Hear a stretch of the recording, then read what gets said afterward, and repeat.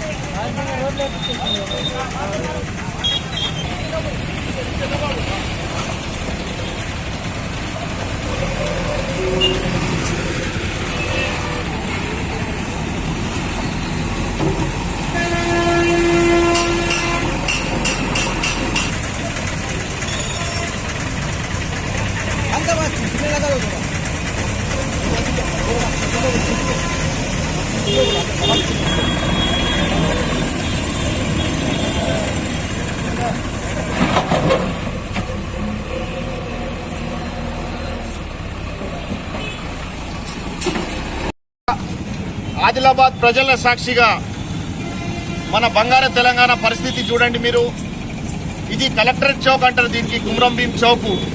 ఇక్కడ నుంచి daily SP గారు, మరి కలెక్టర్ గారు, జాయింట్ కలెక్టర్ గారు, ఆర్డీఓ గారు, మరి డిస్టిక్ ఆఫీషియల్స్, మరి జడ్జి గారు అందరూ పోతారు. ఇదే రోడ్డు పరిస్థితి ఇట్లా ఉంటే మరి ఆదిలాబాద్ వేరే రోడ్ల పరిస్థితి ఎట్లా ఉండొచ్చని మీడియా ద్వారా ప్రజలకి చెప్పడానికి ఈ కార్యక్రమం చేసినాం. మా సొంత డబ్బులతో గ్రావెల్ మోరం తెప్పించి, జేసీబీ తెప్పించి మా కార్యకర్తలు, మేము కాంగ్రెస్ కార్యకర్తలు అందరూ కలిసి ఈ ప్రజల నుంచి మాకు ఎన్నో ఫోన్లు వచ్చింది. ఈ షాప్ల వాళ్ళ ఫోన్ వచ్చింది. అటు పోయే రోజు ఇక్కడ స్టేడియంకి కనీసం ఒక 400 నుంచి 500 పబ్లిక్ పోతుంది. వాళ్ళు డైలీ ఫోన్ చేసి పోతున్నప్పుడు బండిల్ సస్పెన్షన్ ఖరాబ్ అయింది, మొన్న మా పిల్లడు పడిపోయింది సార్, కనీసం మీరైనా చేపియండి. మున్సిపల్ చైర్మన్ అయినా కానీ, జోగురామన్న ఎమ్మెల్యే అయినా కానీ వాళ్ళ కొడుకు ఎవరు చేస్తలేరు. కనీసం మీ కాంగ్రెస్ వాళ్ళు పనిచేస్తున్నారు, మీరైనా చేయండి. మీ హయాం పని చూసినాం, ఇప్పుడు సుగా చూస్తున్నాం.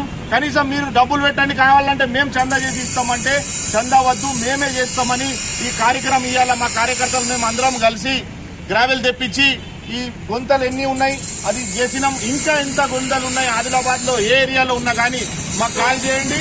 నా సొంత పైసలతో, సొంత డబ్బులు పెట్టి మేము జేసీబీ ప్లేట్ ట్రాక్టర్ తెప్పించి లేవల్ చేసి చేసిస్తాం. ఎందుకంటే మా పరిస్థితి ఇట్లా, తెలంగాణ పరిస్థితి. అటు కేసీఆర్ అట్లా వేస్తున్నారు, ఎల్ఆర్ఎస్ పేరు మీద ఏదైనా జనాలకి ఇబ్బంది పెడుతున్నారు. ఇక్కడ చూస్తే ట్యాక్స్ల మీద ట్యాక్స్లు, ఎల్ఆర్ఎస్ అన్నాడు, మరి ధరణి మన ఒక్కొక్క ఇల్లుని మెజర్మెంట్ చేసి మళ్ళీ మీరు ట్యాక్స్ ఎక్కువ వేస్తాడు. మీ వాల్యూ ఉన్న వాల్యూకు పెంచి ఆ పైసలు దోచడానికి పనిచేస్తున్నారు. కానీ ఎవరికి ఇల్లు లేదు, ఎవరికి ఏ ఏరియాలో రోడ్డు బాగాలేదు, ఎక్కడ డ్రైన్ లేదు, వీళ్ళకి ఏం సంబంధం లేదు. అందుకే మేము చెప్తున్నాం, దుబాక ఎలక్షన్ ఉన్నది. ప్రజలారా, నా వాయిస్ దుబాక దాకా మొత్తం తెలంగాణలో పోవాలా మీడియా ద్వారా.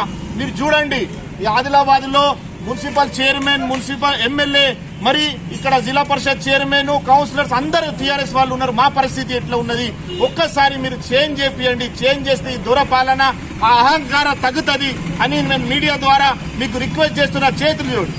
Thank you.